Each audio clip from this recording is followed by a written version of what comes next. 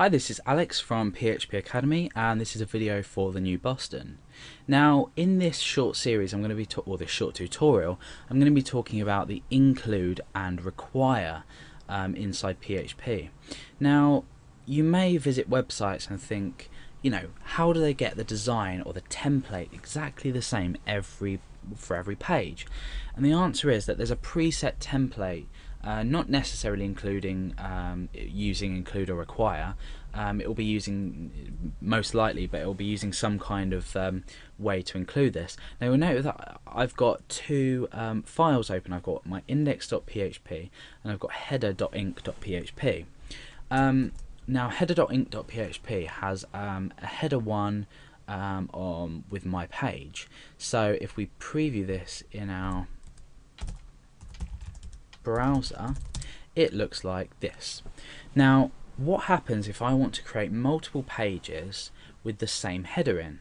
Now, let's just go and create another file, and I'm going to call this, I'm going to save this here in include require, and I'm going to call this, let's just say, another page.php. Okay, so I've got all in all three pages. I've got index.php, another page.php, and header.inc.php. Now we're going to later on in the tutorial discuss using PHP inside this file, but for now I'm going to say this is my template. Now if I want to write, let's say, echo, I'm just going to create a variable here called string, and I want to echo my variable. Okay, so on the index page this is basically going to echo string, and on here I want to echo var and echo var. So on my index page I'm echoing string, on my another page I'm echoing 10. Now what happens if I want to include the same header for both of these files? I want to have this my page header on both of these files. I can use either the include or the require function. Now for this purpose I'm going to be using include, and I'll tell you why just later. So we do include and we create sort of like two either semicolons, either two single quotation marks or double quotation marks. You can also wrap this in brackets, but I just tend to prefer to use this method. And I'm just going to simply say header.inc.php. If it was a directory before, I'd do that. If it was in another folder, I would do that. So wherever your file is, in this case it's in the same location as these two pages, in the same directory. So now what I've done is, if I go back to index page, I've actually included this file in the top of my my page just by using this keyword include and including the file. I can do that in another page as well. So include header.inc.php, and you can start to already see how useful this is, because now when I go over to another page.php, the header is exactly the same. Now the reason we do this in general when we're creating a website, let's just say it's no longer called my page anymore, it's called Alex's page. Now beforehand I would have had to go to index.php, change the header, let's just say the header was up here, I would have had to change this. Then I would have had to go over to another page and change the header there, but I've only had to change it once, and therefore because we've included it, it's updated on index.php and it's also updated on another page.php. So we've created what's called a template system, where we've included our header. We can also include like a footer and then a main body if you wanted, or a menu. It's limitless. You can use as many includes as you want on one page. Now we may want to create a page where we store variables. Now let's just get rid of this,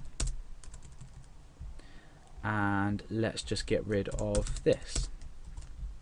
Now I want to echo out var1 on this page and var2 on this page. Okay, I'm not actually going to set var1 on this page or var2 on this page.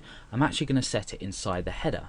So I open up my PHP tags in here and I type var1 equals string and var2 equals 10. You'll notice how the colors are changing. This just because of the nature of my text editor, but this is valid PHP code. So now I've declared these up here. Let's just comment these out for now, and you can see what happens when we refresh another page. Nothing's displayed, and when we come back to index.php, nothing's displayed. Now let's uncomment these and refresh. You can see string on that one, and you can see on another page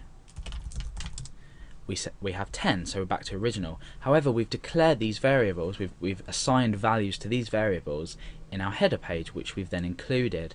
Now let's say we want to only run the rest of this page if this file exists. We want to check if this file exists. We want to kill the page if we can't find this header file, because if we're echoing out variable 1 on this page and variable 2 on this page, without this header file it's useless because we haven't declared our variables.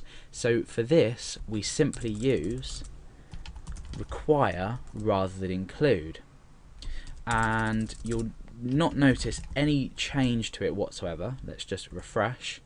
It does exactly the same thing, and if we go back to index.php, it does exactly the same thing. However, let's change this back to include,